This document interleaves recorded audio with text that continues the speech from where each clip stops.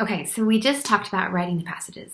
It's really important that we write the passages first before we get to this next key in the series. This next key is called Nourishing the Treasures, or Replenishing the Treasures.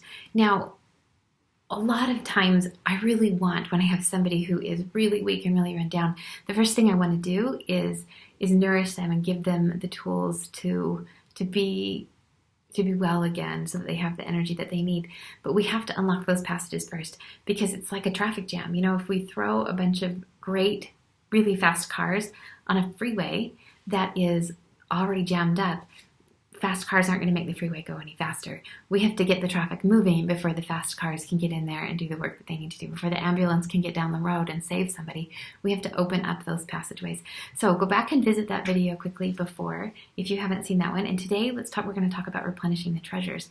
So those treasures, and I love the word treasures, are what we use to refer to those herbs that are so nourishing. One of the most important aspects of herbal medicine is that not only do we detoxify, not only do we clear, not only do we cleanse and those types of things, we have to restore, we have to replenish, we have to rebuild, because we need, just like the trees, just like the flowers, just like everything in nature needs deep stores of nourishment, really healthy soil, really healthy water, clean water, sunshine. We need the same types of things in order for us to be well. Many of those herbs are things that are rich in iron, rich in magnesium, rich in many of the minerals and nutrients that we are lacking in our Western diet today. Herbs like nettles.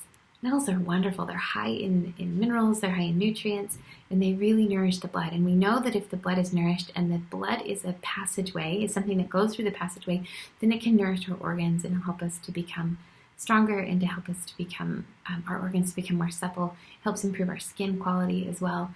Another herb that is considered a wonderful treasure is a Chinese herb known as dongguai. It's a blood nourishing herb. It is also a really rich herb, and sometimes considered a sticky herb. So it needs to be utilized with care, with making sure you have herbs that help improve that circulation and help move things along.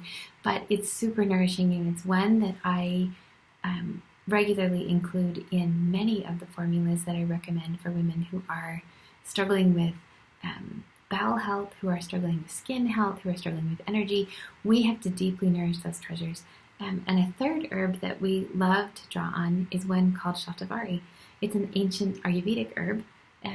It is asparagus root, and it's kind of a fun one. It's very nourishing. It's very fluid restoring, because so many women tend to get really dry as they get more and more run down.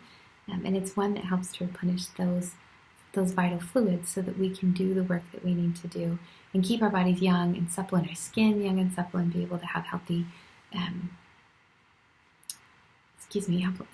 healthy systems. Oh, this is hard. But anyway, those are the types of herbs that you want to see utilized in order to replenish the treasures. Does that make any sense? If you have any questions, let me know, and I will get you started on the third key.